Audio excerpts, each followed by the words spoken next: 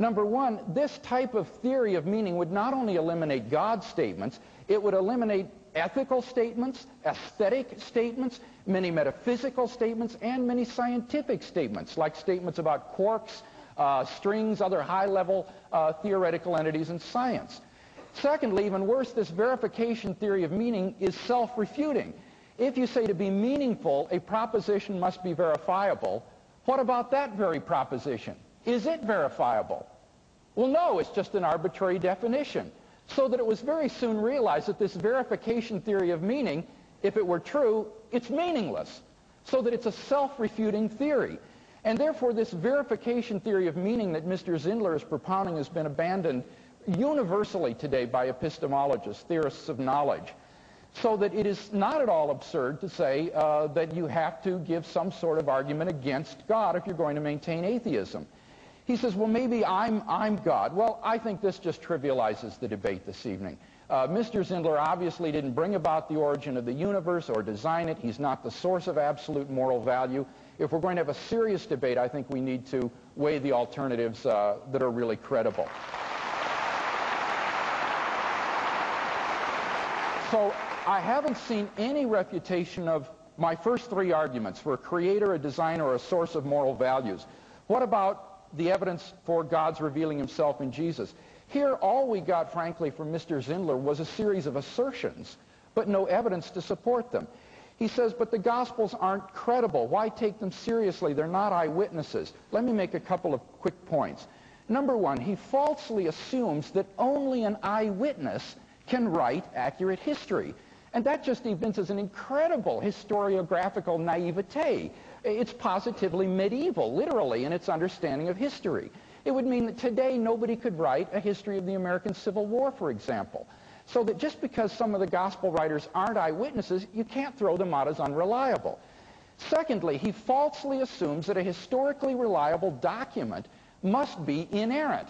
He has a sort of all-or-nothing mentality. If there's any errors, then the whole document is worthless as a historical source. And again, that would just destroy the whole study of history. The task of the critical scholar is to sort out the historical from the unhistorical elements. One could admit all of the discrepancies Mr. Zindler mentions and still hold that the Gospels warrant the conclusion that Jesus rose from the dead and are fundamentally reliable sources for a life of Jesus. In fact, this is precisely the position that many biblical critics do hold. And remember, this isn't a debate tonight over biblical inerrancy. It's a debate over who was Jesus and his resurrection. And I would maintain, number three, that the Gospels are fundamentally reliable. I can only look at one example, Luke. Luke was not an eyewitness, but he was a traveling companion of Paul. And as such, he traveled to Jerusalem where he interviewed people who were eyewitnesses to the life of Jesus. His accuracy in the book of Acts is indisputable. Best demonstration of this is a recent book by Colin Hemer called The Book of Acts in the Setting of Hellenistic History. Hemer combs the book of Acts, sorting out incredible historical detail that is confirmed by papyrological and epigraphical evidence from the first century. Sir William Ramsay's judgment still stands. Luke is a historian of the first rank. This author should be placed among the very greatest of historians.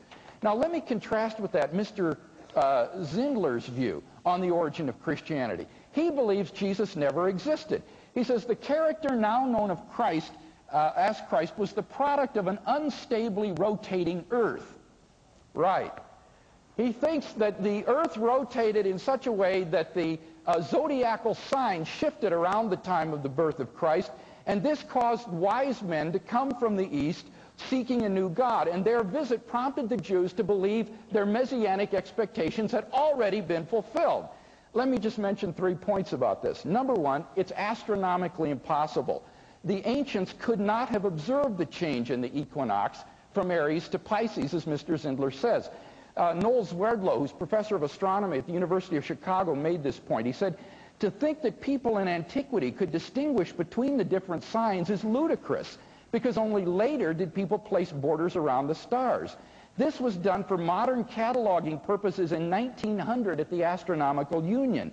This line of thinking, that is Mr. Zindler's, is clearly invented and not at all representative of what the people in that time saw. What he has written has absolutely no historical value whatsoever.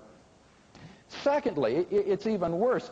He gratuitously accepts the visit of the wise men as historical while rejecting better established and universally accepted facts about the historical Jesus. He rejects the crucifixion, he rejects the existence of Jesus, but he accepts the visit of the wise men. What makes this ironic is that the wise man story is one of those that's usually rejected by critical biblical scholars today. So this is just intellectual hypocrisy. It's sort of picking and choosing what you want to believe. Thirdly, the Jews couldn't possibly have believed that the Messiah had already come and done what was prophesied of him, because they expected a temporal political Messiah. So long as they still labored under the Roman yoke, they couldn't possibly have believed their messianic expectations were fulfilled. In fact, that leads to another question: why is the Jesus of the gospel so different from the Jewish messianic expectations? If he was supposedly the imaginary product of those expectations. In particular, there was no expectation of a dying and rising Messiah. You can't explain the origin of Christianity through these influences because there was no expectation of it. What about pagan influences on the disciples? Well, the fact is that according to Gerhard Kittel, there is virtually no trace in Palestine in the first century of these pagan myths of dying and rising gods. So that their influence upon the disciples, I think, is simply unthinkable. So that we've yet to see any explanation for the consensus of scholarship today that the tomb was empty, they saw appearances of Jesus alive, and they originated this belief in his resurrection without any prior sort of pagan, Christian, or Jewish influences. Again, then, it seems to me that it's pretty obvious that the evidence points toward Christianity as the more plausible worldview.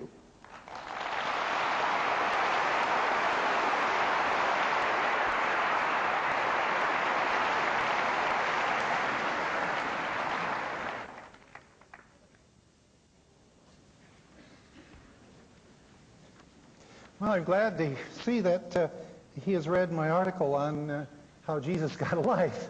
But I must say that I did not assert for sure that the Magi were real. I simply thought that would be a useful thing.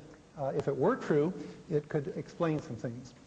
But we don't need to believe that the Magi, in the sense of the Bible story, were historical. But there were, of course, Magi. These were Mithraic astrologers who did travel around. One of their centers was Tarsus. You may have heard of somebody else from Tarsus. We're told that the verification principle is passé, but curiously, he did not do anything to try to refute the simple truth that I am God and created you all 3 minutes ago. The only way you can get out of that dilemma is if this verificationist principle or something very similar to it is correct. And it is not indeed a meta statement. That statement itself is unverifiable.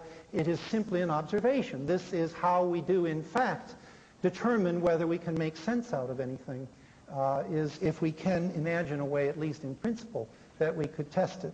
And those things that we can't even imagine a way to test, we just shrug off and go on to something else. And again, the problem of universal negative, there are many, many, many, many, many gods that have been claimed, and how to disprove all of them, I wouldn't imagine to know. With regard to polka-dotted geese, that is also a universal negative, to try to disprove that somewhere in the universe at some time there never was a polka-dotted goose. So I'm not going to try to disprove that one either. Purple polka-dotted geese and gods are both a little bit tough to handle in this sense. Now, he keeps coming back to the circumstantial species of the ad hominem, and there are two species of ad hominem. There is the abusive species, where you just simply call somebody a name, and the circumstantial species, where you appeal to the special circumstances, either of your opponent or to the audience, and hope that that will sway them. For example, if somebody is on trial for abusing animals, and you give an impassioned speech that abusing animals is awful and animals shouldn't have to suffer, That's all well and good, but it does nothing to prove the guilt of the person being tried. And so this idea of a moral vacuum, if the Christian God does not exist, is irrelevant.